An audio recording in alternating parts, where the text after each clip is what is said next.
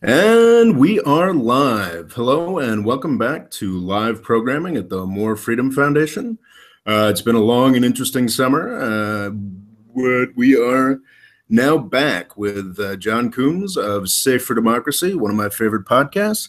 And today we're going to be discussing the end of the world. John covered environmental collapse on a recent podcast and did so very interestingly.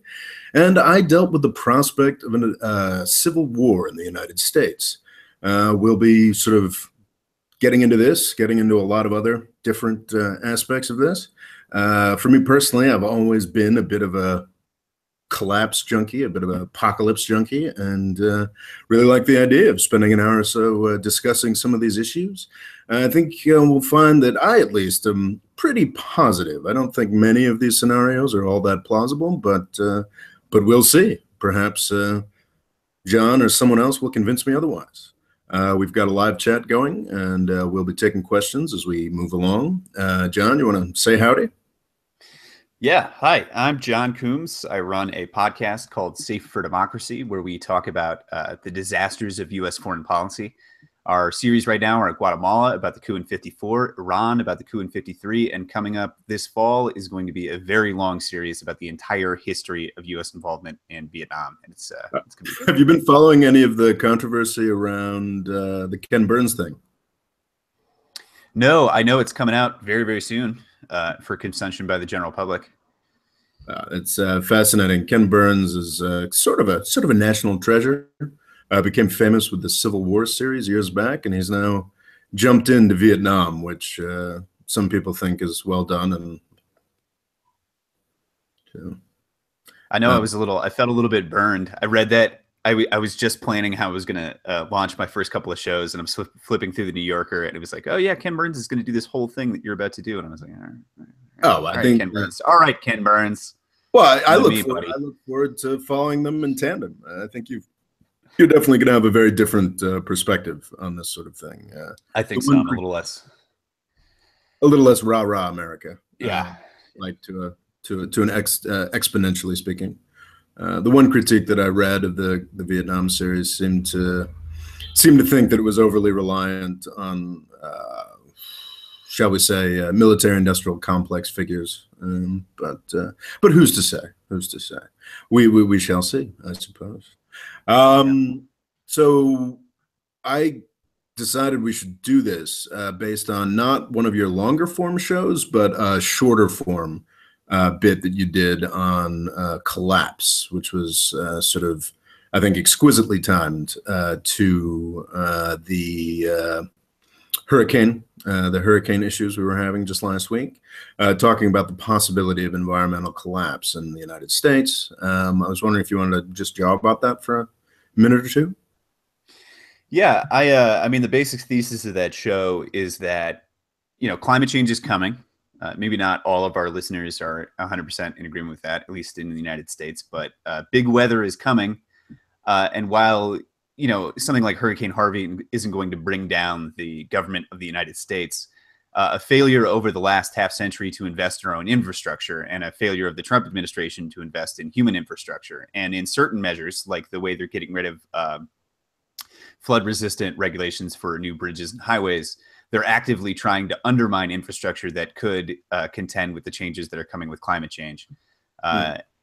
And the show dealt with the possibility of a kind of a cascade of weather-related events and the failure of infrastructure and what that could mean for larger regional or national questions in the United States. I think you've pitched that in a anti-Trump way that I certainly agree with, but that perhaps some of our listeners might not. But I think that the concern you raised, just sort of infrastructure generally, is a huge issue, and I think there's bipartisan concern, but there doesn't ever seem to be any bipartisan action, which is kind of interesting. We've got more important things to do, like bomb weddings in the Middle East, that sort of thing.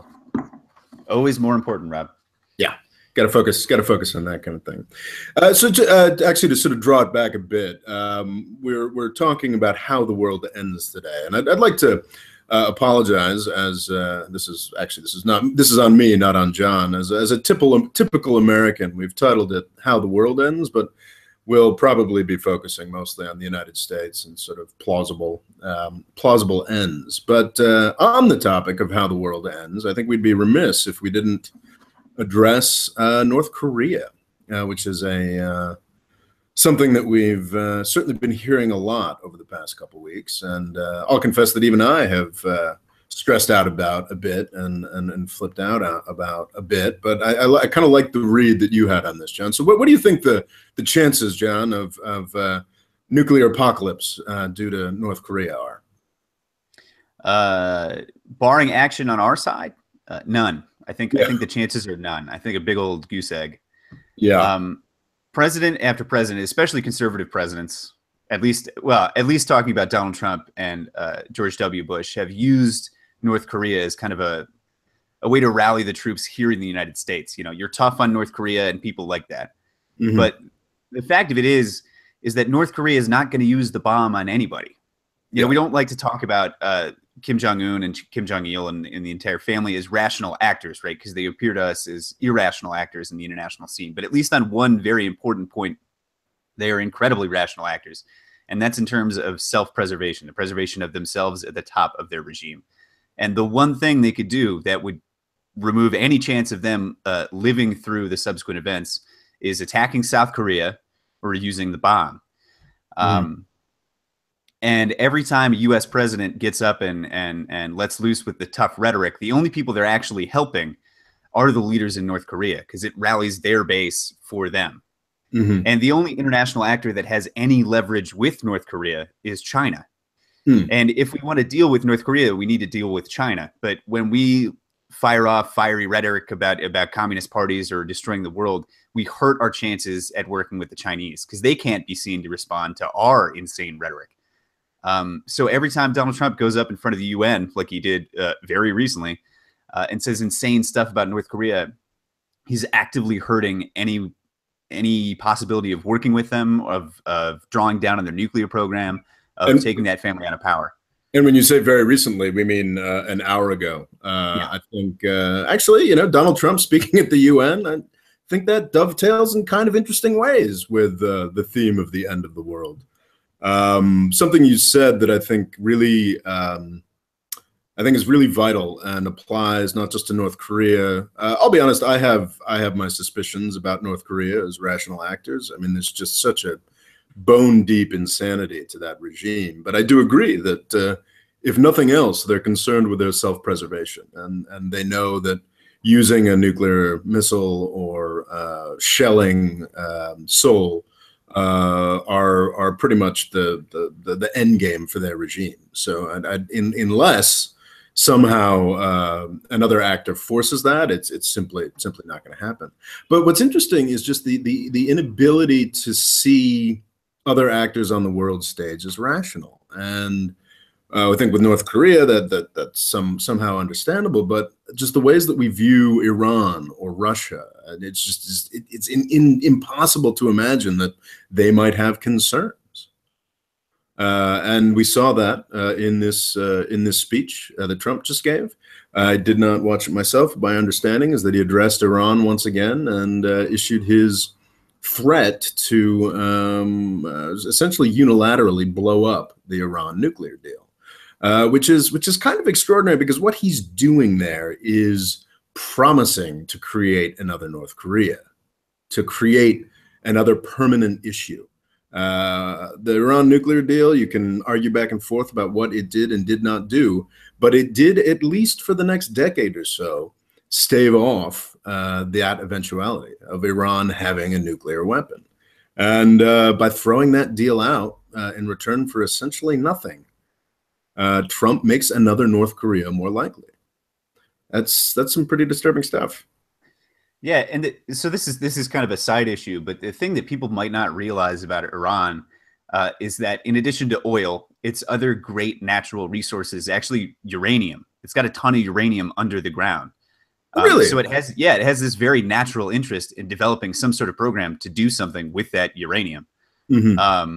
So obviously there was a time when the Iranian regime did have a very vested interest in developing a bomb. But any Iranian regime is going to have an interest in some sort of nuclear program. Mhm. And what was great about the nuclear deal is it allowed them to make use of the uranium under the ground, their real interest, while restricting their ability to do anything violent with it. Mm. Which, my feeling, I don't think they have an interest in that anyway. But yeah. Well, but that's also I think that most of the case for scrapping the nuclear deal, most of the case for, oh, we gotta go after these guys, is the idea that they're crazy. They're crazy. They'll just trot out. I do think the supreme leader had a couple really bad quotes at some point over the 20 years he's been in power. But they'll just trot out stuff from Ahmadinejad. Ahmadinejad denying the Holocaust or threatening whatever he threatened, and it's just like this guy hasn't been in power for years at this point. And it's also sorry, good. And yeah, it's just an inability to see the difference between rhetoric and like actual possibility. I mean, the Iran regime, I do not want the Iran regime to have a nuclear weapon, and I think that the Iran deal is a great step towards that. But if the Iranian regime had a nuclear weapon, they are not going to unilaterally nuke Israel, because they are not going to unilaterally nuke the Middle East. They're not going to nuke their own region. It's just these basic. These quite basic facts that people simply don't focus on. Yeah, and I mean, every time we try to characterize the Iranian regime as, like you said, an irrational international actor, what we look at are stuff from either a past president, Ahmadinejad, or the supreme leader, Ali Khamenei, right? And the thing that we like to ignore, or that we like to never learn at all, is that the Iranian system has presidents, which are heads of government, and then it has a head of state, which is the supreme leader. And the guys that actually run things that are going on in the government day to day are the presidents. So taking what Ahmadinejad has said in the past as an indicator of policy in the present is like looking 20 years down the road at the crazy stuff Donald Trump has said in the past as indicating what's going to happen for that president 20 years in the future in the United States. It's nutty. Yeah, there's an interesting comment here. It says, Iran needs nukes, otherwise the USA will invade Iran. And, it would be, I'd love to dispute that statement, but it's pretty easy to see why Iran would believe that at this point. You look at the fate of Gaddafi, you look at the way that Donald Trump is sort of beclowning himself over the North Korea issue right now. Trump can say anything he wants, but he can't really do anything about North Korea. And Iran would desperately like to be in that situation. Under past presidents where it seemed like the world was willing to open up a little bit more, they could sideline that concern. But I would think that Trump would make them more likely to want a nuclear bomb. Yeah, I mean, at least under the past two Republican administrations, people in the Republican establishment, not even crazy right-wing hardliners, people like John McCain have consistently floated the idea of invading Iran, and usually without any immediate provocation on the part of the Iranians. I mean, it's just this perennial insane plan that comes out of the Republican Party. And when you get people like Donald Trump in the White House, it starts to look not just the Republican Party. I mean, Clinton's quite anti-Iran. You got plenty of hawks in the Democratic Party. Let's not. Fair enough. But the point stands that you get somebody crazy enough in the White House, and from the Iranian perspective, it looks not at all unlikely that the U.S. might make some moves towards their borders, given that U.S. troops, as we keep stressing in these shows, are on the east and on the western, on the eastern and western borders of Iran, in Iraq and in Afghanistan. Yeah, it's as if they had a large presence in both Canada and Mexico. Exactly. So and the last point I want to make here, which I make in every one of these shows, is that there's this historical dynamic between opposed countries, opposed regimes, that hardliners tend to reinforce each other's positions. So the example that I always use is Fidel Castro in Cuba and successive American regimes in Washington. Hmm. And what happens is every time a U.S. president doubles down on the embargo, what he does is he makes Fidel stronger. And Hmm. then Fidel uses that to say Americans are the great enemy. We have to oppose them. We're in a perpetual war. This is part of the ongoing revolution. And then the American hardliners, the Cubans in Miami who go up to Washington to lobby, their position is strengthened because of the stuff that Fidel says in Cuba or in front of the UN. And the same thing is operative right now in the United States and in Iran. The Iranian regime has a very conservative head of state, which is the head of state, which is the supreme leader, Ali Khamenei, and it has a moderate liberalizing president who's head of government, which is Hassan Rouhani. And every time we say crazy stuff about Iran, we strengthen Khamenei and the hardliners, and we undermine the position of the reforming current government. Yeah, it's quite extraordinary. Well, I did watch the tail end of Trump's speech at the UN just an hour ago, and it was just fascinating. He went through the evils of Iran. He went through the evils of North Korea, and then he went through the evils of Venezuela at great length. And it was just like, this is such a gift to Maduro. Is that how we? Yeah, Maduro. Yes, such a gift to Maduro, the dictator currently holding power in Venezuela. It's, the guy is very, very shaky, and Trump has chosen to give him the best propaganda victory imaginable in his sort of consistent over the top rhetoric. And in the UN speech, he was careful not to go after Maduro, but to just go after socialism entirely. So he's not just saying that the United States is against Maduro, it's against the entire system of government that Venezuela has had for the past 15 years. So he basically just handed a whole bunch of allies to Maduro on a plate. And it's quite extraordinary. There was another thing from the Trump speech that I think will sort of bring us back into the pieces of media we were initially gonna discuss, and it's just the speech. I mean, clearly Trump has a Churchill fixation. Clearly he has wants to be this great man of politics and rhetoric even.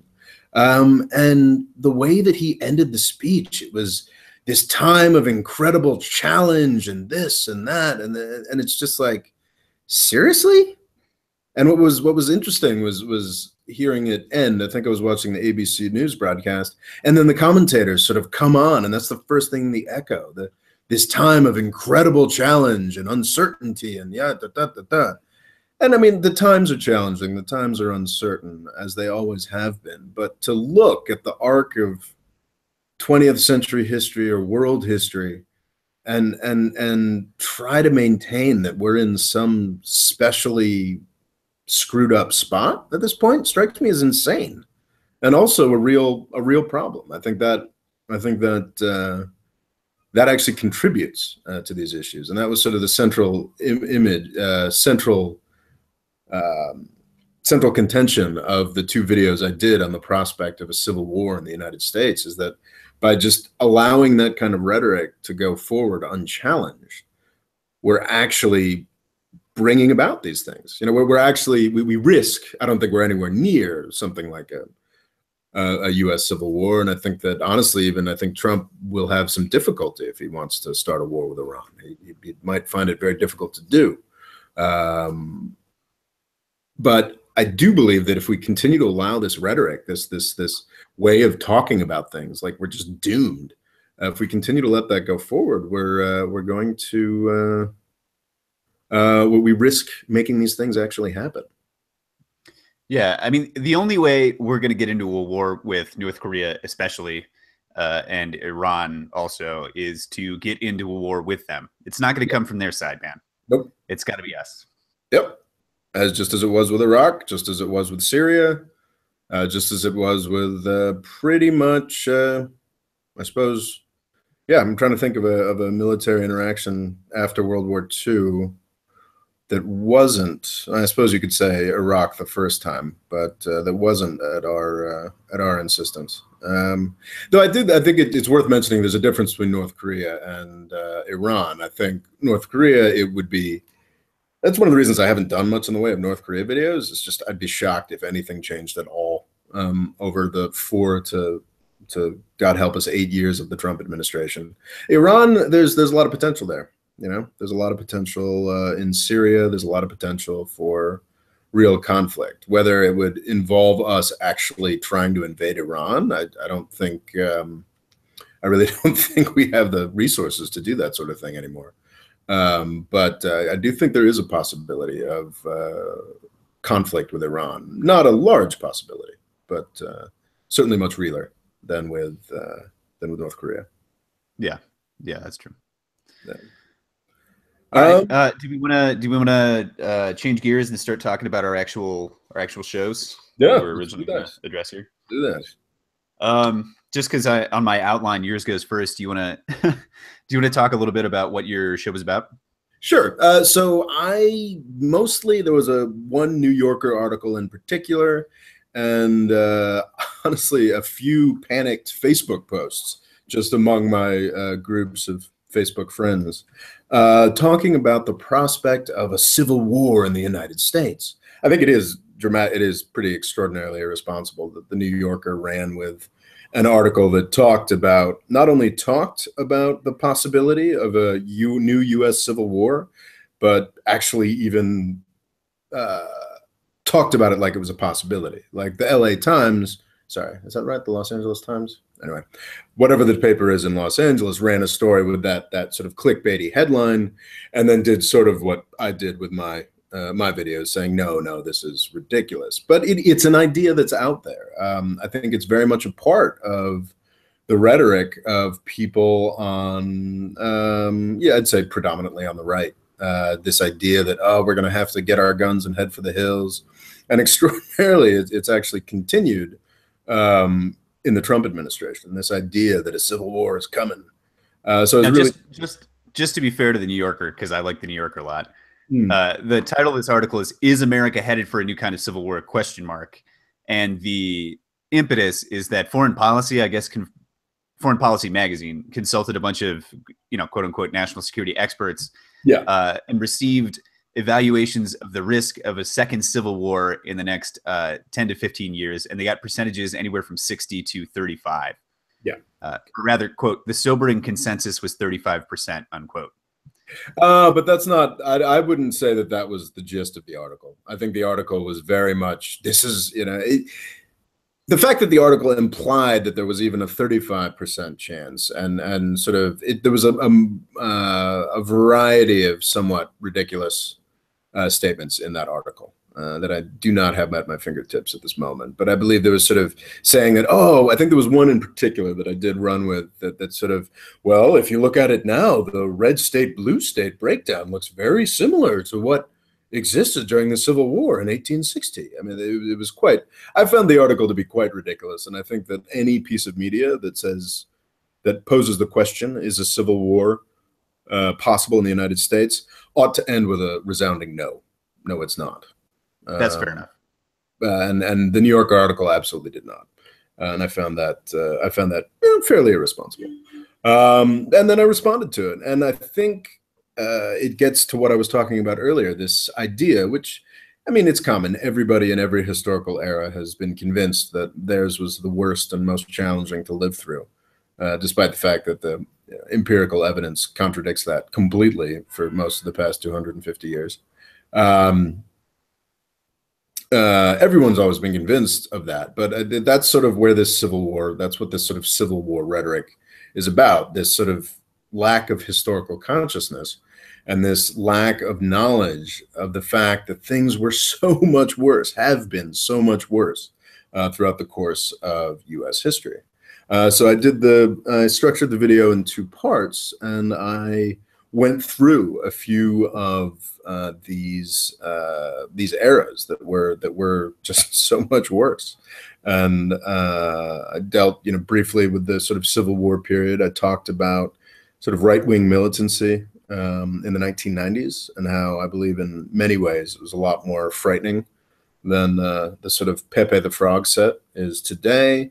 And then in the second video, I focused on the 1960s exclusively, which is something that I've been sort of wondering about for quite some time. And the way that we don't quite remember the 1960s, the way that they happened, they've sort of taken a rosy, I guess, through Hollywood and the inevitably improving memories of baby boomers of their youth. We don't remember the 1960s as bad as it truly was. And what I tried to do with that second Civil War video was emphasize the fact that it was pretty bad. And just to flesh that out a little bit, the stuff that Rob's referring to in the 60s that compares pretty favorably with today is that in the summer of 1967, there were 159 race riots in the United States. And the worst of those, which was the riot in Detroit, ended up with 43 dead, over 1,000 injured, and the destruction of much of the inner city of Detroit at the hands of, largely National Guard troops, tanks in the city, 50 calibers being deployed to flush snipers out of buildings. I mean, it was a serious time with serious civil disturbance that does not resemble what's going on right now. And it's important to recognize that it was very, very widespread. I mean, that figure, and it's extra. I didn't realize the figure was that high in 1967. In 1968, I believe it was, when Martin Luther King was shot. I think literally hundreds of cities around the country went off. And the fact that in 1967, before this, that famous spark. The fact this isn't off the top of my head, but out of my notes, known as the long hot summer of 1967. Yeah, and also in Watts, which is one of the worst of them, sort of the LA riots. That was 1965. So over the course of years, the fact that you could talk about the long hot summer, it was for a set of years, it was an open question: how many cities, or at least I don't want to emphasize and say cities, but the certain neighborhoods within how many cities would burn down over the course of that summer. And the fact that people talk about, generally the people who are talking about this are talking about Black Lives Matter protests as if they somehow are on a similar level. I mean, Charlottesville was very disturbing. That was a very unpleasant thing to watch. Trump's reaction to it was even more unpleasant. But I mean, you gotta as the nation's trauma goes, that ain't much. Yeah, and I mean, nobody wants to downplay what happened in Charlottesville, especially the protester who got run over, whose name is escaping me, which is unfortunate. Heather Heyer. Exactly. But something to note is, especially on the left right now, is the level of peacefulness and organization in this protest. I mean, people on the right perhaps want to get down on Black Lives Matter, but what we've been looking at are protests, not widespread riots. Mm-hmm. I mean, that's just a fact. Mm-hmm. Now, something that I think you could look at as possible, now that, since we're supposed to be talking about collapse and the end of America as we know it, something that you could look at is what has been a greater willingness on the left recently to get involved in physical violence on the streets. I am not a fan of that. Yeah, that's a great question.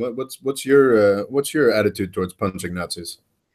Yeah, so I come down on both sides of this, right?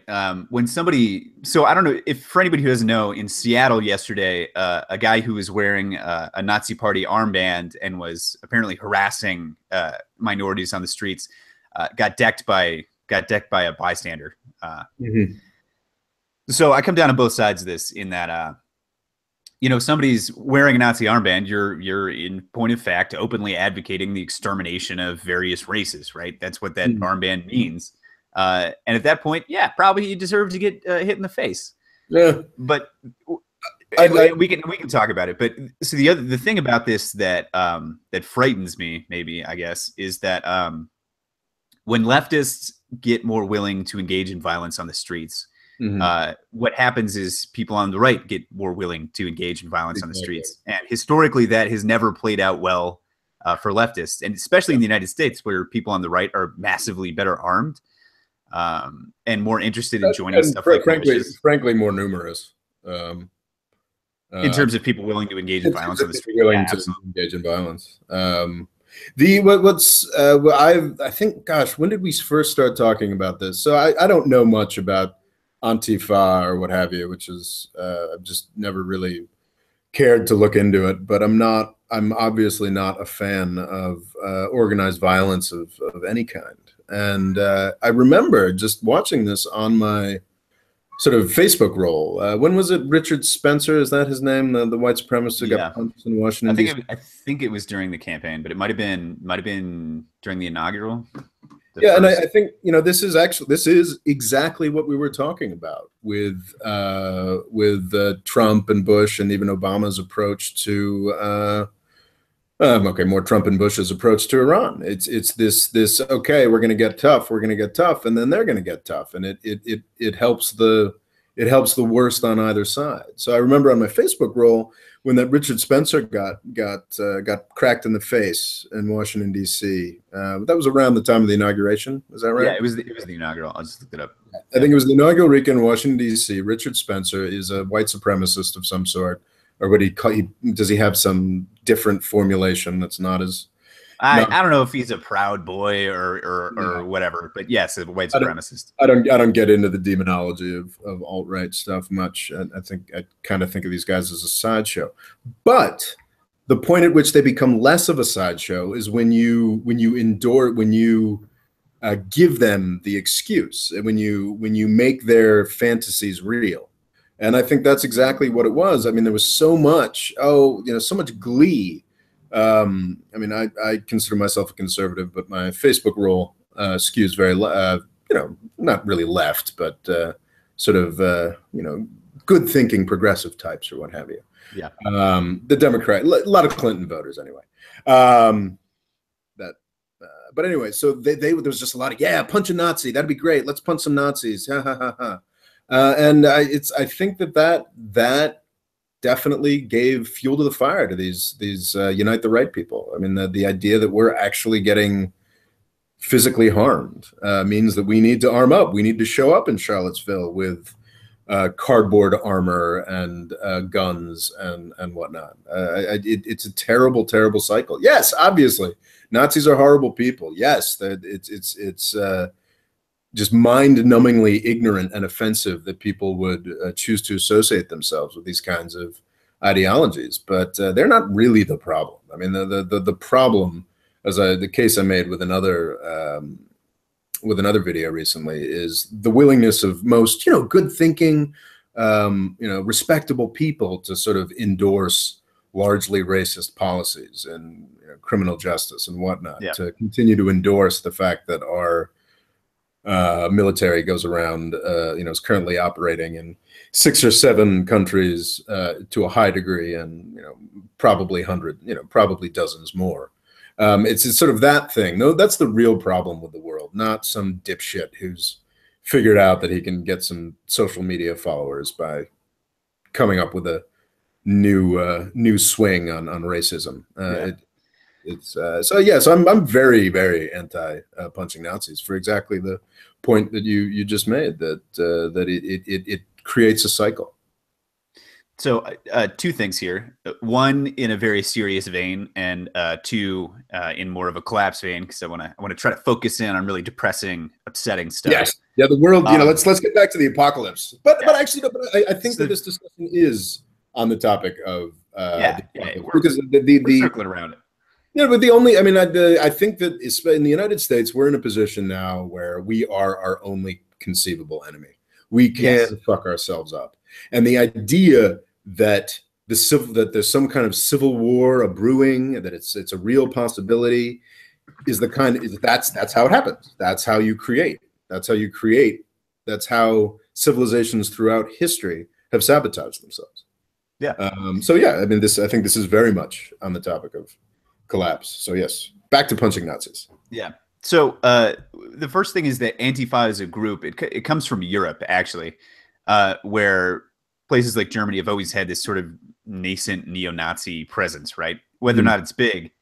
And the idea is that their impression of what went down in the 1930s in Germany is that the fascists won the battle of the streets. And that's part of why they came into power. that there wasn't anyone on the left to use organized violence against organized violence to prevent the coming to power of fascist parties. But that's not true. Well, that's the problem. Yeah, the problem isn't that the Nazis won the battle of the streets exactly, because there were organized forces on the left trying to fight that fight. The problem is that the fascist parties captured the forces of violence of the state. That is that, if there was a street battle between the National Socialists in Germany and some other more democratic party, the police were already on the side of the National Socialists. I mean, that's why they lost the battle of the streets, because the police were already on one side. Exactly. And what's interesting about that right now, if you want to try to get the police to be even more anti-Black Lives Matter, even more anti-leftist, which they already are in many places, maybe not everywhere and not every policeman and all that stuff, but the way you're going to do that is start engaging in organized violence on the street. That's how you're going to turn the police against you. Yep. And I mean, I think it's atrocious the way even the sort of establishment right-wing outlets like the National Review or whatnot, I think it's atrocious the way that they sort of normalize right-wing idiocy, sort of far right-wing idiocy, and claim it's all about Antifa, or run covers that say left-wing violence and stuff like that. But I find that atrocious. But the fact is, there is some left-wing violence to point to, and it doesn't help anybody, the sort of Antifa stuff. Yeah. And it's now in a little more sensationalizing vein. So there's this very old idea in sort of political science, right? That something that takes place in places like Yugoslavia, or in the former Yugoslavia, or in Iraq after the invasion, this idea that a society can have deeply held racial or religious prejudices, right? And that in times of crisis, these long simmering antipathies can boil over, and that's what results, like in the Sunni and Shia civil war in Iraq, or in the ethnic violence that happened in the former Yugoslavia, right? So I had a professor in college named Stephen King, not that Stephen King, but also that name, who wrote the new book on ethnic conflict, right? And his thesis, which pretty much bears out everywhere, is that it has nothing to do with long-held racial hatreds and stuff that builds for generations and generations. What happens is that you have a country or a locality that's fragmented in some way. People are of different religions, people are of different races, people are of different politics, and a small group of motivated actors and start engaging in violence with one of the other groups, right? And what they do is, as they shoot that other group, they say, we're shooting you because you're Muslim, or we're shooting you because you're Shiite. And what happens to the larger Shiite or Muslim group is that they start to perceive themselves as under attack. So what happens is you can spark a large racial conflict through the efforts of a small determined group of violent actors, right? Absolutely.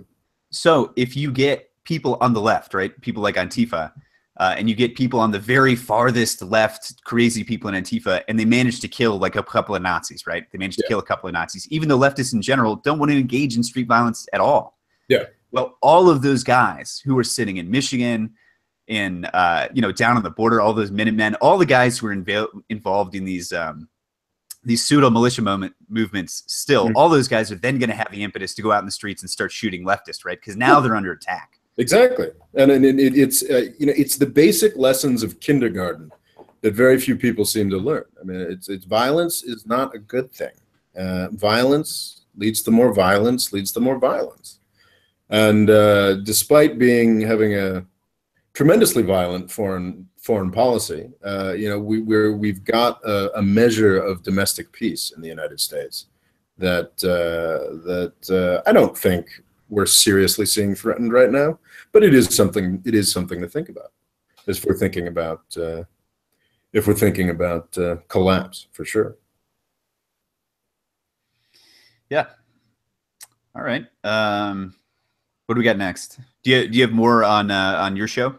No, I mean, I think it's just the lessons of history, I'd say, more than anything else, which is what both of our projects are about. I think at root is that we all need to know more about where we've come from if we're ever going to figure out where we're going.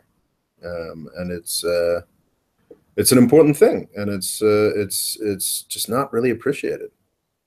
Certainly not in journalism, be it mainstream or alt-right or super left. I think there's a lack of appreciation for the lessons of history, and I think that's certainly what my Civil War videos were designed to do. Shall we move on to Collapse, though? Yeah, last word on that is Rob and I talked a little bit yesterday setting up this show, and I think our consensus was Civil War not likely. Yeah, Civil War not gonna happen. To it is by determined action on our own side, you know. And I'm not saying it's impossible. I'm not saying it couldn't happen 100 years from now. Couldn't even happen 50 years from now. But at the current setup, I find it super freaking unlikely. Sorry, I'm just typing into the chat here. Yeah, for everybody who's listening, so my show is Safe for Democracy. My name is John Coumes, and if you Google those two things together, you should be able to get to it. I can't link anything in the chat. YouTube doesn't let you link stuff. But then Rob's also got it linked in the description here. So if you do the show more button, you can click right on my podcast. Exactly, and it is a great podcast. What was I going to? Yeah. So actually, before we get away from this, just for everyone who's looking at the possibility of a civil war, I mean, where do you see that happening? Where do you see those lines being drawn? What side is going to be? Yeah. And then there's also the fact that most sort of Trump supporters, Make America Great Again types, aren't exactly going to be heading to the hills, and it's not exactly the Viet Cong here. You gotta. I don't want to get overly stereotypical, but they do skew older. They do skew towards the less healthy. I mean, we're not dealing with really, and on the other side, I mean, Antifa. I mean, I also don't want to get overly stereotypical with the sort of spoiled brat iPhone millennials, but that's not entirely inaccurate either. I mean, we're not as violent as the United States can be as a culture. We don't. We actually do a pretty good job of not killing each other. And the other, so I had this. This is going to be a little bit of a digression here, but I had this. Aggressive way, John. Way back when, as I was getting out of college, this idea about the kind of the future history of the United States, right? And what I was looking at the time was Occupy Wall Street, where you had this rigorously peaceful movement that was definitely too utopian. Trying to have a movement without leaders and everything was done by consensus or whatever, but really a kind of a beautiful, naive protest movement, right? That was in many cases brutally suppressed by the forces of the government. Kids with no weapons, handcuffed, getting sprayed in the face and tasered. I mean, just pretty awful looking stuff. It was Oakland in particular that was really bad, right? And it happened at Berkeley. Every time they had to clear one of those Occupy camps, I mean, it was gross and not well publicized nationally, like how bad it got in some of those clear outs. But so my thought long term was that any attempts on any group's part in the United States to mount any kind of resistance to the federal government is doomed from the very start. We were just talking about Detroit, where hundreds of people were armed and sniping at federal troops. Well, I mean, they just sent in tanks. Are you sure that's the case in Detroit? Well, that's the reporting from Detroit at the time. They seized over 7,000 long arms. People were getting sniped at. Who knows if it was a dozen or whatever. But the point being, the National Guard thought that there were thousands of people shooting at them, whereas there was quite possibly one or two. Yeah, quite possibly not that many. Sorry. But the point being that the force of the government of the United States is going to come down on any kind of actual resistance movement. This dream on the right that somehow the Second Amendment allowing people to buy AR-15s is going to allow them to, fight against the oppressive force of the federal government is totally delusional, right? I'm actually a believer in that. Actually. Really? Okay. Yeah, okay. Now I do not believe that were the full force of the U.S. government to come down on the hill militias of Wyoming. I absolutely do not believe that the hill militias of Wyoming would come out on top. But that is leaving out sort of a central facet of modern warfare, which is that all wars are media wars. And it's not that the fact that the U.S. public is armed means that they could actually legitimately take on, platoons of the U.S. Marines. Of course they couldn't. But it's an added barrier. It's an added governor on the U.S. government because it knows that things could get worse. In actual U.S. government action against U.S. citizens, any potential death there, be it on the government side or on the sides of the people that, as long as they're white people, which is deeply fucked up, but as long as these people are white people, that too is tremendously damaging to them. I think we saw that actually with Ruby Ridge. I researched Ruby Ridge a bit for this thing for the Civil War video that I did, and I mean it was kind of mind blowing. I mean, it was obviously poorly run on the so I can't recall if it was the FBI or the ATF, but probably both. It was poorly run on the government's part. It was tragic that this guy's family, parts of this guy's family were killed. Terrible, terrible stuff. Yeah, but I mean, it was one or two people that got shot. I mean, I'm sure Ruby Ridge happens in Chicago every month. well, no, But thing. But my point is, this Ruby Ridge thing became such a cry, such a battle cry for the right, and became so damaging to the Clinton administration and, of course, Waco as well, that it really did change the way things are handled. And there was that famous Oregon standoff a year or so. Yeah. So that's the outcome of Ruby Ridge, that you have people out west doing incredibly illegal stuff and defending that by pointing guns at the federal government. Like, I'm not sure that's a positive outgrowth of the caution that the government has adopted after Ruby Ridge. I don't think it's necessarily a horrible thing. I mean, I'm obviously not a fan of those Oregon twats, but I do believe that, and I think that those, because I think that's a very standard argument, is that, oh God, what are some yahoos with handguns going to do against the U.S. Marines? And of course, physically, absolutely nothing. But I do think that having an armed populace acts as a governor on the United States, and that's why I'm extremely advisedly a Second Amendment supporter. I think that's actually true. But I'm sorry if that was too much of a digression. No, it's all good. All right, I don't know that I have anything else on this exactly. There was one other thing that I found really interesting. So I'm currently doing a series on Yemen right now, which I would all recommend you check out. John was nice enough to agree to do this because the Yemen series that I'm doing is proving to be more work intensive than I had expected. I'm having a delightful time. I'm really grateful that I get to be able to work on this stuff, but was not able to finish the next episode for Tuesday. But it was interesting researching Yemen, and one of the things that you realize when you look at Yemen is it is one of the most comprehensively armed countries in the world. There are, throughout the Cold War, AK-47s were dumped in there by the truckload. And actually, since there's been a lot of, it's been a place that's been a real goal for arms shipping because it's a transit point to Somalia, which has obviously been in chaos for the past 20 years. And it is a supremely well-armed country, and that's got a lot to do with Yemen's disaster. The fact that everybody's got a tribe, everybody's got a militia, and they tend to shoot at each other. But what was kind of fascinating about that, I was looking at the figures, and it was put somewhere, it was that Yemen is one of the most well-armed countries in the world. There's roughly half as many guns per capita as the United States, which was kind of fascinating to me. So the United States has twice as many guns per capita as Yemen does. Yemen, and sure, I mean, I'm sure the stuff in Yemen is higher caliber and, an AK-47 versus a handgun or what have you. But that was a pretty staggering figure to me.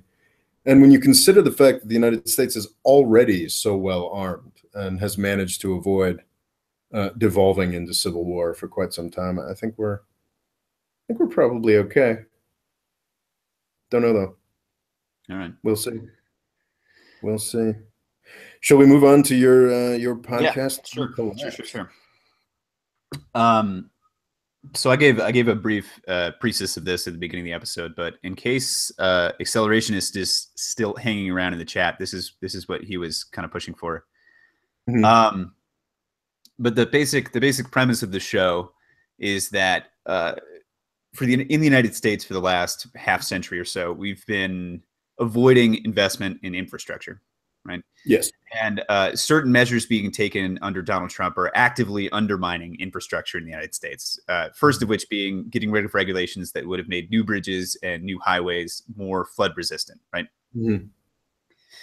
And at the same time, we're staring down the barrel of the next 100 years worth of climate change. You know, even if we stopped all carbon production in the entire world right now, we'd still have to deal with all of the carbon that we'd released into the atmosphere previously. It looks like we're going to get to 2 degrees centigrade warming, whatever we do, which is Mhm. going to entail incredibly large and drastic changes to the climate, right? So we're going to be looking at more and more extreme weather events, and of the kind that we've never seen before, the way that we'd never seen a hurricane just stop and dump water down like it did over Houston with Harvey. Mhm. And what I said in the show is there's this interesting dynamic where putting infrastructure in place allows everyone in a society to produce more. And the example I use in the show is in trucking. You know, if you have a trucking company in the 1940s before the interstate highway system is built, say you're Mhm. producing 10 units of value, right? You know, you Yeah. use country roads, they're not super direct, but they get where you're going. Mhm. Well, Eisenhower comes in, he builds the interstate highway system, and now you can buy bigger trucks, and with almost the same business, but with bigger trucks, you're producing 100 units of value, or whatever augmentation on that original value is, right? And all Mhm. of that value comes from the interstate highways because you can use bigger trucks and go more directly. Well, if that system fails, you know, if the interstate highway system somehow goes down all at once, then what you're stuck with is a bunch of big trucks you can't use on roads that are indirect. And now you're producing drastically less value. No, not interstate war. Yeah, just Yeah. um, producing drastically less value than you were before the infrastructure existed at all. Mhm. And this is way easier to see if you look at something like a dam. You know, you put a dam in place, you control flooding, and you generate power. And that's great. That's great for the whole community, right? But Mhm. if that dam goes out, obviously the effects of a dam burst are way worse than not having a dam in the first place. That's something I think about a lot. The When people talk about as we're now sort of getting to a little bit in the live chat, when people talk about the possibility of sort of interstate war or whatnot, people Uh, just don't quite realize how extraordinarily dangerous and apocalyptic that would be. And I'm not talking about nuclear weapons. Sure, nuclear weapons are horrible, and those are very bad things. But the degree of reliance we have on things like satellite networks today, I mean, like the life we lead is extraordinarily fragile, and it wouldn't take a nuclear war to destroy that and cost the lives of millions. yeah, he means just for anybody who can't see the live chat, he means wars between great powers, not wars between the states of the United States. Yeah, yeah, Yeah. yeah. Sorry.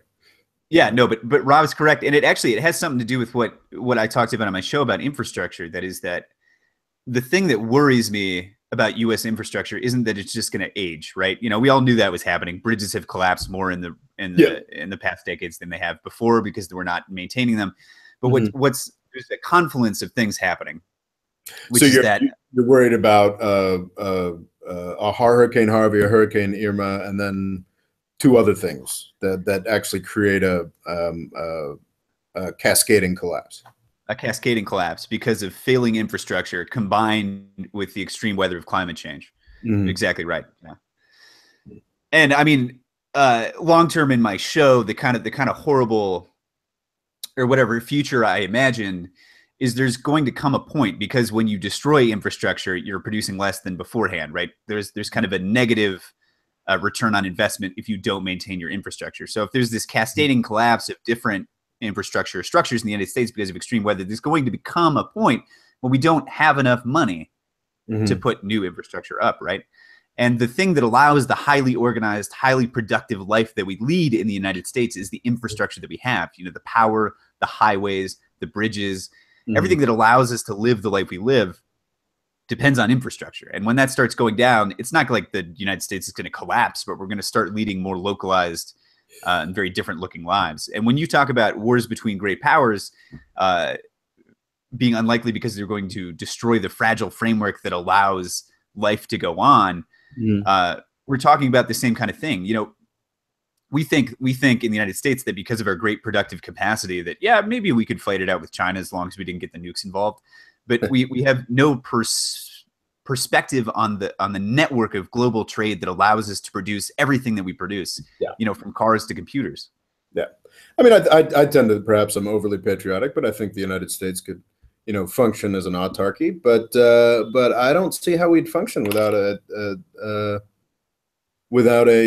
satellite network at this point. And that's sort of certain to be one of the first casualties of a war with China. But you know, perhaps we shouldn't get too far into that. I think you're getting at something very interesting, and I really enjoyed the collapse thing. I think the kind of cascading complex sort of breakdown that you're talking about, it happens. It has happened. What was fascinating, I don't know where you would have been in 2003, but just I was working in the Connecticut suburbs of New York City, and this was 2003. This was just a year or two after 9/11.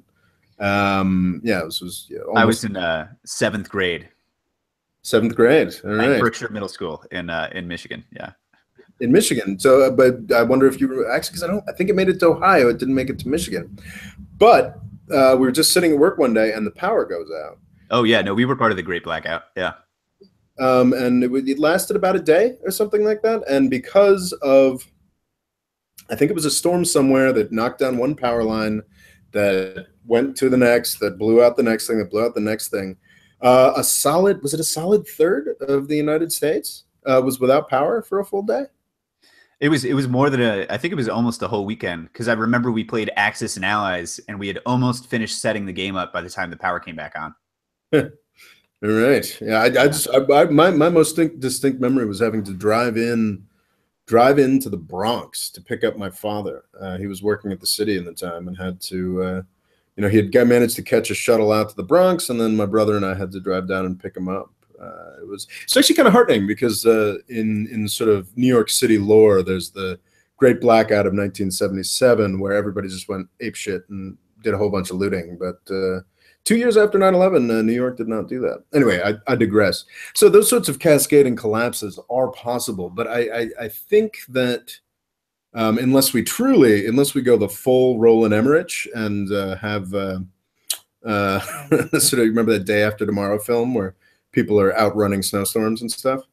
Unless we have, you know, a true climactic apocalypse that is called for in nobody's models, I don't think we're going to really outrace the capacity of people to sort of rebuild. What's kind of interesting, though, is we don't have a centralized system. I think that grid, the one thing that is going to change over the next 10, 15 years for sure, is the grid, because they have to. And I think things are actually going to get a little more distributed, which is better. But we don't. What I found fascinating about this Harvey thing was contrasting Houston to New Orleans. And I think what we could see, especially in the context of places like Louisiana or certain areas, less affluent areas of southern Florida, is a differential collapse, which is kind of horrifying in a way, but you know, also morbidly interesting. I think I haven't Googled it recently, but I think the current death toll in Houston stands at about 70. In Katrina, it was well over 1,000. And it's basically the difference between this. And I think Houston is very likely to make a speedy recovery. And the difference between this is Houston is a charging, dynamic, economically viable city, whereas New Orleans is not. Louisiana is not. Texas is a rich state. Louisiana is not. And in a lot of ways, New Orleans has not recovered from Katrina, which happened 10 years back. I don't have I don't have it at my fingertips. I think that more of Houston was probably underwater than New Orleans, just because there is a lot more of Houston than there is of New Orleans. And the body count was much lower, and they're likely to recover quickly because they have economic resources that Louisiana does not. And I think that's kind of interesting. I think the idea of a spiraling nationwide collapse is very unlikely because the United States is a distributed system. But I think that sort of differential collapse.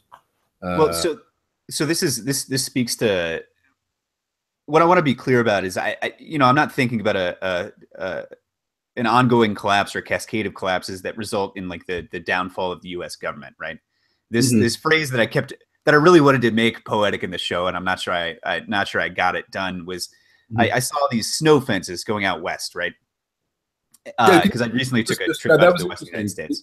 Can you just describe that again, like what briefly what those are? Yeah. So once you pass the Dakotas, you start seeing alongside of the interstate highways these snow fences, these kind of tilted at an angle, big wooden fences that are, maybe 100 yards away from the highway.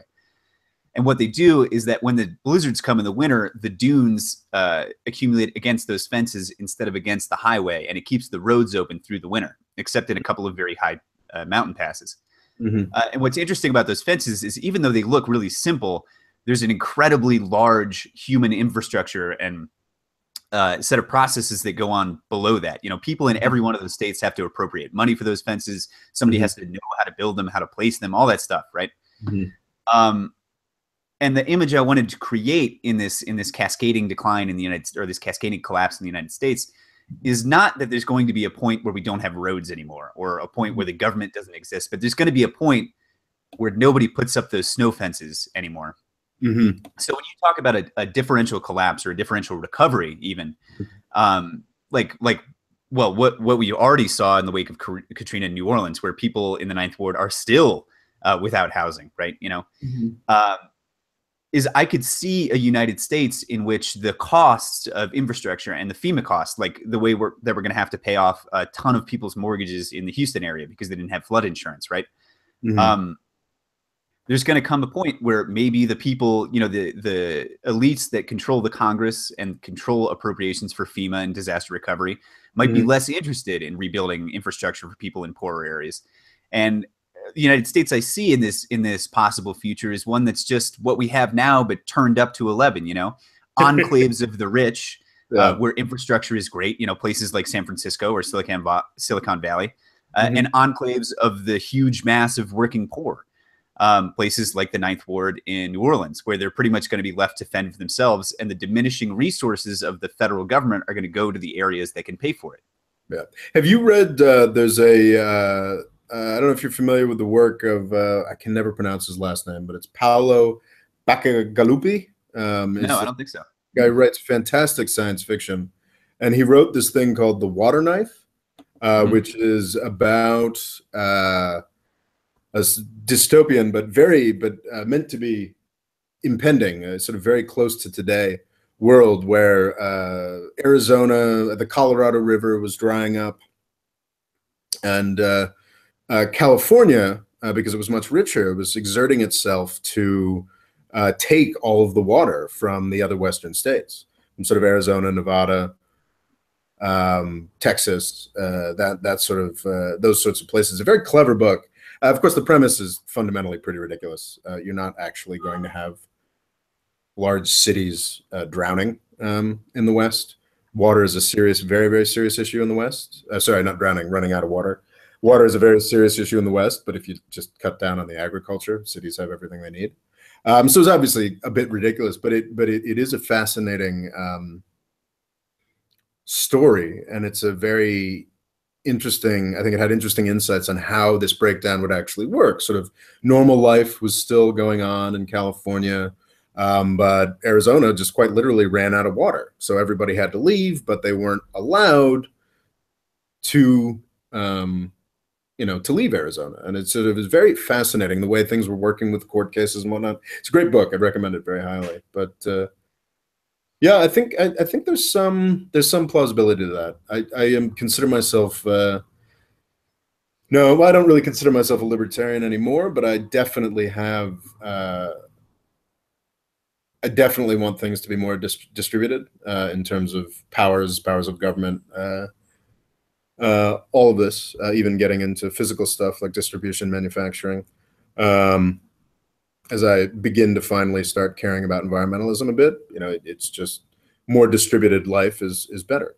But that is something that I think about a lot. It's like, okay, well, if we finally do manage to make meaningful change to Washington, D.C., which is definitely remains a priority of mine. I think it should be smaller. I think it should be better run. I think more decisions should be made locally. How do you avoid, what happens to Mississippi that's largely dependent on subsidies from the federal government? What happens to, what happens to most of the south of the country without the Army Corps of Engineers? I mean, these are very interesting questions. Yeah. So I'm gonna get maybe a little bit more political than Rob would like, but and you should respond after I do this. This is gonna be a whole spiel, but so I see a couple of forces at work in the U.S. that, without painting a particular picture of collapse or whatever, that I see is working together and against us, right? Mm-hmm. So I think in the first place, you've got over the past couple of decades the radicalization of media on the right and the effort of that media to propagandize the conservative base. I think we see that in places like Breitbart and places like Fox News and talk radio. I think that's just as a fact going on, right? Let's take that. Let's take them one by one. Should we take them one by one, or do you want to give the whole? I want to try to get through the whole just for a minute. But the effect of that I want to get into right now is this determined effort to obscure the fact that climate change is happening, right? There's one group of people in the whole world that doesn't believe that climate change is happening, and it's American conservatives. I live in Mexico, and even the most conservative Mexicans have no doubt that climate change is happening, right? They don't. It just doesn't happen elsewhere in the world. But in the U.S., it does. And what it does is it creates a blockade against any really effective sweeping measures to confront what's going to be happening to us. And, for almost any other disaster that's ever faced us in the history of man, that would be okay. There's time to come to confront what's going on, right? But in the next century, in the world, and in the United States in particular, we're going to see rising water on the coasts, which affects some of our most prosperous and productive areas. We're going to see extremes of drought and rain. So maybe cities out in the West aren't going to run out of water, but we get a huge amount of our agricultural produce from California, and that's just going to have to change. They're not going to have enough water to produce the way that they do right now. We're going to have difficulties with agriculture. We're going to see the rise of resource conflict in the developing world because of exactly the same issues that we're going to face in the United States. And we're going to see the entrance of tropical disease into the southern United States, stuff like dengue and the other hemorrhagic fevers, as Aedes aegypti and the other mosquitoes have the ability to move further up, and the parasites that live in them can survive further up in the United States. So the thing about all those things is all of those things, even though I'm in total agreement that the thing we need are more distributed electric grids and more distributed infrastructure, right? But the thing about all those things is that they need the redistributive power of the federal government to work against them. So when you talk about Mississippi gets more money from outside than it gets from inside, absolutely true. And I don't want to abandon those people in Mississippi, but what they need is the ability of the federal government to take the tax base of the entire country and to turn that into disaster relief aid, into infrastructure aid. You talk about stuff like tropical disease, you need the CDC, you just can't do that on a state-by-state basis. And so what's happening is that because I think of the propagandization of the base of the conservative right in the United States is going to prevent any large national action on these issues that are very much going to affect the whole nation very soon. The Simon Petrikov, one of the in the live chat, says, "I'm a neo-reactionary who thinks global warming is real." So yeah, and I think it's extraordinary. So I spend a lot of time with right-wing media, and I do agree that there's a real problem with right-wing media, but I would also say there's a problem with all media. I know you're specifically aiming at the climate change issue. I certainly believe in climate change. I'm not as on board with the story of catastrophe that you've just described. I think that those are all potential I think they're very possible, and it could very well be directly connected to climate change. But it's just the willingness of people to take this as an article of faith, that this is what's going to happen. This is science. This is proven, without without actually having that knowledge themselves. I mean, I've spoken to a number of engineers, and they, obviously every scientist I know, every person I know with an engineering background absolutely insists that climate change is real. There's no question. I don't have that scientific background. I have been completely convinced that climate change is real. But what's interesting is when you get in the weeds with people about sort of IPCC claims and whatnot, is there's tremendous amount of dispute. Is the world going to fall apart if we go over 2 degrees? Are we likely to go over? I mean, there's all of this is very much up in the air, and I agree completely that people who still in 2017 are stumbling around going climate change hoax, raw, it's all a big joke, it's a laugh. Well, I think the current line is that it's a plot of the Chinese now.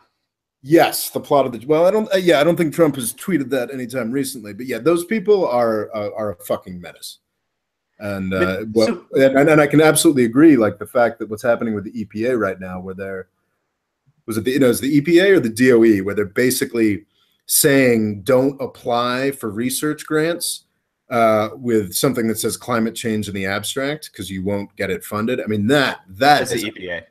Yeah, the EPA. Like that is outrageous. That it's extraordinary to me in 2017 that you can be against research and climate change.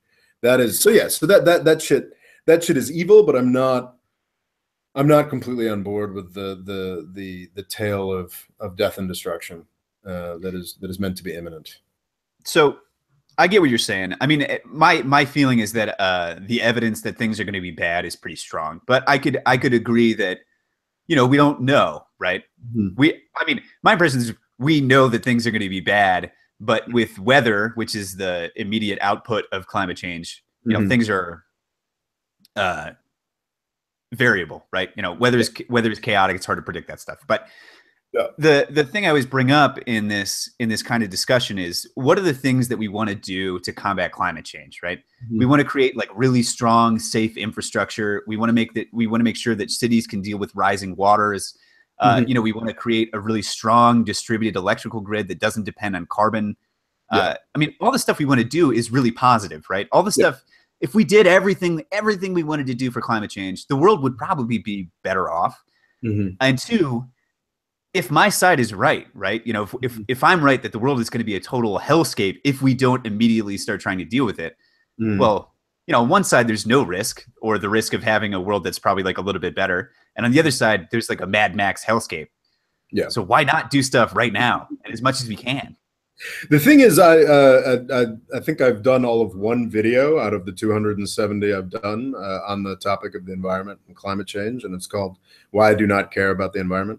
And it's not that I do not care about the environment. It's not that I'm a climate change denier. It's just that I consider these sort of issues, for me personally, they're issues that I know more about. These issues of potential interstate relations, this, that, and the other thing.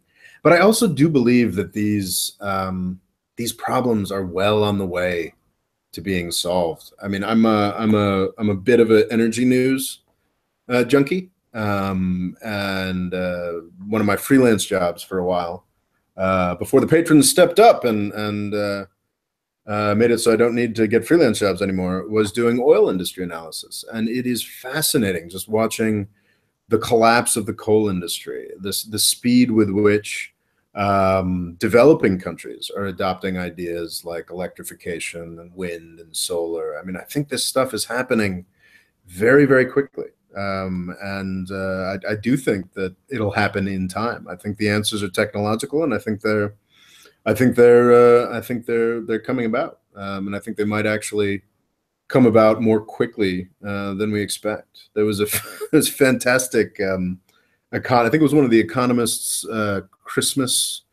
Every year, the Economist magazine that I enjoy, don't treat as scripture as I did in my early 20s, does this great Christmas issue that's very thick and has a number of sort of weird think pieces and rabbit trails that they go down. But they had this one story about the horse shit problem, about how in like 1902 or something like that, in every U.S. city and European cities as well, the entire world was like, what are we gonna do? You had these cities that had grown by a factor of dozens, that had grown immensely throughout the Western world, throughout Europe and the United States.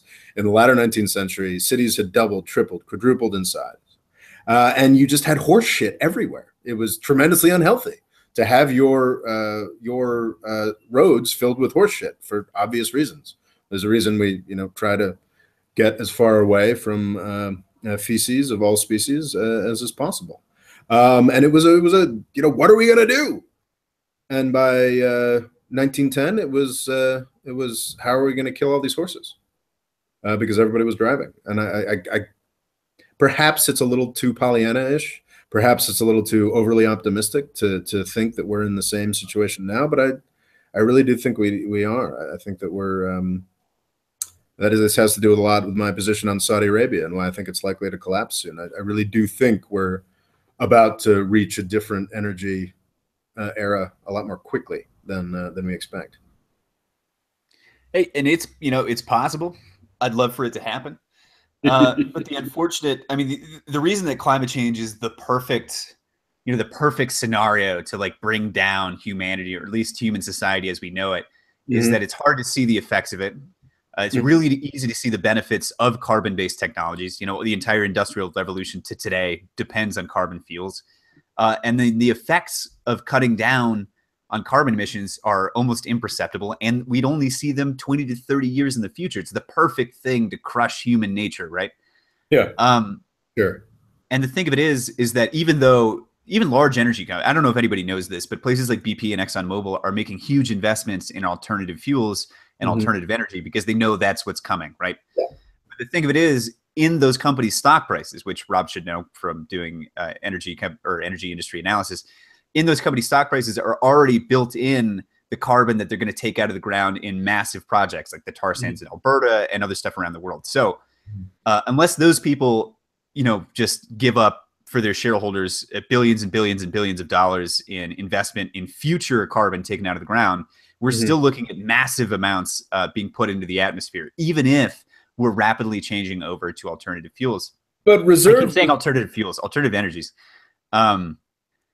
But I think we really are we're getting into a price environment where a lot of that stuff is going to stay in the ground. I mean, Canada's tar sands, they're still working them, but that's just not viable at $50 a barrel. It's just not. And there are all manner of projects that are slowing down and stopping. And I think we're absolutely going to get, whether it's 5 years from now, 10 years from now, we'll get another brief spike in oil prices, but that's just going to accelerate this process even further. I think there's probably one good spike left, and then we'll the Saudis will be pumping oil for plastics for another century or two, but the tar sands won't be viable. All manner of more complicated offshore stuff is going to stop happening. And it's crazy. Even the Saudis realize this is what's going to happen with their sort of desperate flailing for different approaches. I don't know. I'm pretty optimistic. My mind has been kind of blown by how quickly things have changed. I mean, people love to say, well, solar's just, it's only 1.5% of the power taken in the US. That's piddling. How can you be optimistic? It's like, okay, but look what it was 8 years ago. It was zero. It was like, or 0.00001. And I don't see a reason why that graph is going to stop being as exponential as it is, going from 0.00001% to 5 years later being at 1%, 5 years after that. Does that mean we're at 10, 15, 40%? I'm pretty optimistic. I don't know. Could be wrong. I mean, yeah, I wouldn't want to be in a big oil boardroom right now. They're kind of screwed. Yeah. Couldn't happen to a nicer bunch of people. Oh man. So before it feels like it's kind of winding down. I think we're probably Yeah. reaching the end of our. But I would be remiss if I didn't bring in the last two most catastrophic climate change arguments, right? Which are the methane gun Yeah, stuff. the So method gun. Yeah, are you a believer in that? I've heard it. I've not. Could you run through it again? I'm not. I'm not. yeah, so there are two large reserves of methane on the Earth Mhm. that may or may not be in danger of entering the atmosphere. So, if anybody doesn't know, methane is also a greenhouse gas that is much more effective than carbon dioxide at being a greenhouse gas. Mhm. Um, and there are two huge supplies of methane that are in the ground that may come out of it. And one is in the permafrost up in the Arctic North. Mhm. And I think maybe even we talked about it, but the seed vault up in Sweden Yeah. that was supposed to be perfectly safe for all time. It's built into the permafrost, flooded pretty recently Flooded. because the permafrost melted in the summer. Yeah. So what the permafrost basically is it's like a big frozen swamp, Mhm. and when it unfreezes, it keeps doing what a swamp does, which is it rots and it releases swamp gas, which is methane. Ah. So there's millions and millions and millions of tons of this gas that is worse than CO2 up in the Arctic. And Mhm. we're seeing year by year that more and more of it thaws. And if you got year-long thaws up in the Arctic, this methane would start pouring into the atmosphere at incredible rates. Accelerating Um, everything. yeah, so that would be pretty terrifying. And then the other supply of methane is this stuff called methane clathrates, which is Mhm. methane that has become ice under the seafloor because of the cold and the great pressure. Mhm. Um, and so this one's a little bit less likely because it takes a very long time for heat to go from the top of the ocean to the bottom.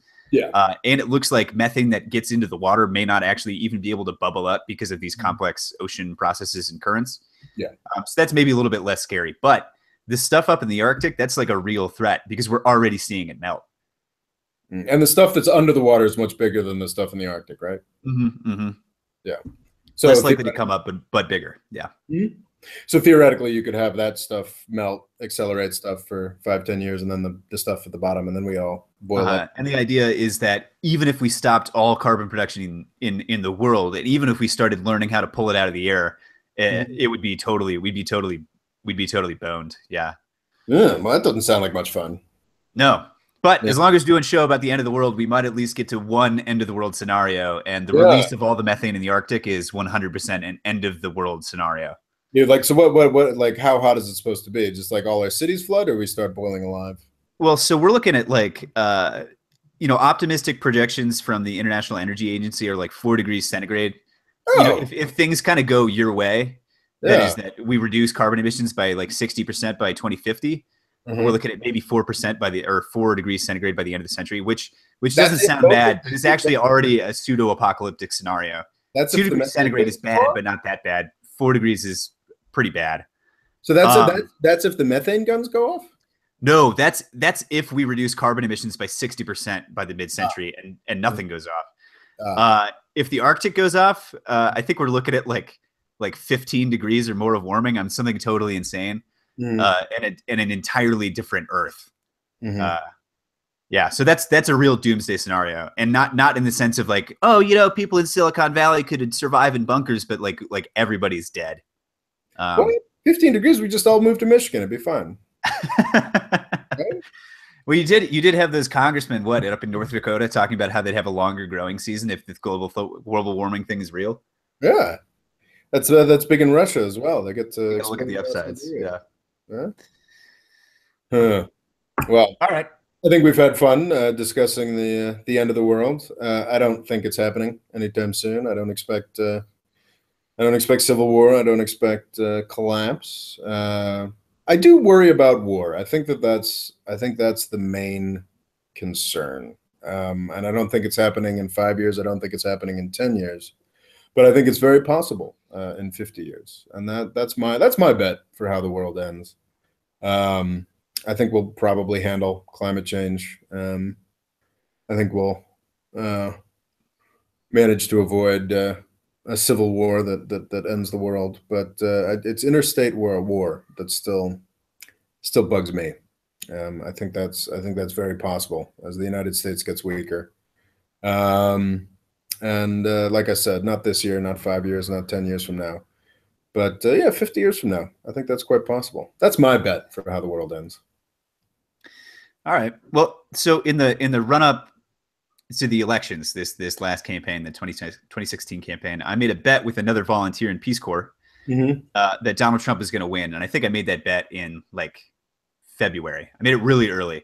Wow. Because I thought it seemed to me very likely that he was going to be the candidate. And my rationale with the bet was just everything that we said couldn't happen happened. So I don't think he can be president. Ergo, he will be president, right? Yeah.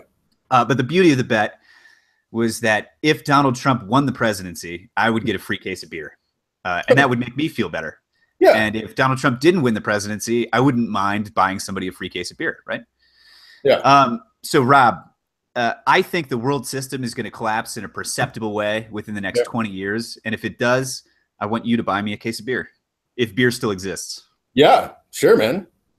Sure. All right. So what do I get if it doesn't collapse? A case of beer. So hey, man, I'm 13 years sober. Oh shit. What do you like? I don't know, man. I'm trying to think of a vice I'll still have in 20 years. That's a good bet, though. You know what? I'll have we friends. Could figure it out. We could figure it out in the next 20. Yeah. Did I say 30? We do have time. 20. Yeah. We do have time. I've still got friends who like beer. We can do beer. Are there any more questions from the live chat? We've got some fans of atomic energy here. I have a long-standing argument with a green-leaning friend of mine on atomic energy. I think it's great. I think we should probably have more of it, but he was very shaken by Fukushima and says, well, if we can get everything we need from the sun, why would we have atomic energy? And I don't have a great argument against that, other than the fact that China will be building dozens of nuclear plants over the coming years, and I think it would be great if everybody was working at building better nuclear plants rather than just China working at building. But yeah, I'm generally. I agree with Rob that we should help the Iranians build their nuclear program. I agree with that, Rob. Yes. Yeah, you agree? We should. Yeah, I don't know if I'd go quite that far, but but no, I think that nuclear power is obviously tremendously dangerous. I mean, we've spent much of the past hour talking about climate change and the ways that humans tend to screw with their environment. That's what we do. It's what human beings do, and we get more powerful. We get more potential downside and more potential upside, and I think that atomic energy has both of those. So I'm definitely pro more research, but I also understand that there's some real considerations against that. Yeah, my 2 cents there are nuclear power can be really good. There is a reactor design called liquid salt that's super safe that for some reason we've never put into effect. The problem with nuclear power in the United States is the same problem that we have in the infrastructure. You know, we don't have the will to implement the stuff that would make it safe. You know, we don't put any of our nuclear fuels into Yucca Mountain, which would keep them all safe. We have them distributed all over the country, which is a bad idea because we just don't have the political will. Yep. So unless the government of the United States changes to be like 100% more responsible than it is, I think we're probably better off with solar, but I got no problem with the Chinese putting up nuclear plants. Yeah. Well, you know, I don't know. I mean, I guess my old concern, I think we're getting to the point where the Chinese, you know, when I was making this argument 10 years ago, because that's how slowly things move in the United States, I was making exactly this argument about nuclear power 10 years ago. You know, Chinese engineering was not what it is today. And it was like, well, shit, like you really want the only nuclear plants being built by, you know, these guys who are just 20 years away from killing all of their scientists. But now they're 30, 40 years away from killing all their scientists, and they actually seem to be quite technically capable. So yeah. Heck yeah, for Chinese nuclear power. And maybe they'll finally do that molten sand stuff. Is that what you're talking about? Molten salts, yeah. That's safe stuff. God bless them. More power to them. Because hey, they've already got nukes anyway. There was another sort of I thought it was Zach Osborne, I think, brought up an interesting question, like, okay, so if the Middle East calms down, which actually, I do see some possibility of that in the coming years. It's certainly not being quite as nasty as the past few years in Syria have been. I think it's possible. I don't think it's likely. Like, where's the next hotspot? Where's the next potential thing? And I think that gets at something, is that the U.S. government has an interest in there being a hotspot. We like to use. I was listening to a bit of a podcast you just did on the U.S. military. Like, we like using this hammer we have. And I gotta say, actually, I wouldn't have said this before watching the tail end of Trump's speech, but next possible hotspot, Venezuela. What do you think? Yeah, I don't know, man. Yeah. I mean, with Donald Trump in power, anything is possible, right? Yeah.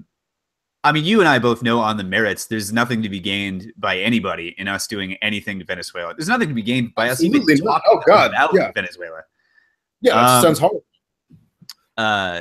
Donald Trump putting troops on the ground there. That's interesting because, but if you look at history, for all of U.S. history and this is one of the reasons I'm quite optimistic about the world. You look at all of U.S. history from when did most of the countries south of the border get independence? Sort of the 18 teens or so? Yeah, right about that. Yeah, like, so from the 18 teens until the 1980s, the United States, 18 teens until World War II, the United States was heavily physically involved in almost, I think probably at some point, almost every country south of the border, physically, like troops on the ground. And from World War II until the 80s, up until the end of the Cold War, we had all manner of unsavory assets, relationships, and occasionally outright invasions, as with Panama and probably a few others, right? Between the Dominican Republic. We were training all of their terror squads at the School of the Americas. Yeah. We CIA men in every torture room in Latin America for a few decades. Yeah. If you guys want to hear anything about that, check out my show, the first series on Guatemala. It is very depressing.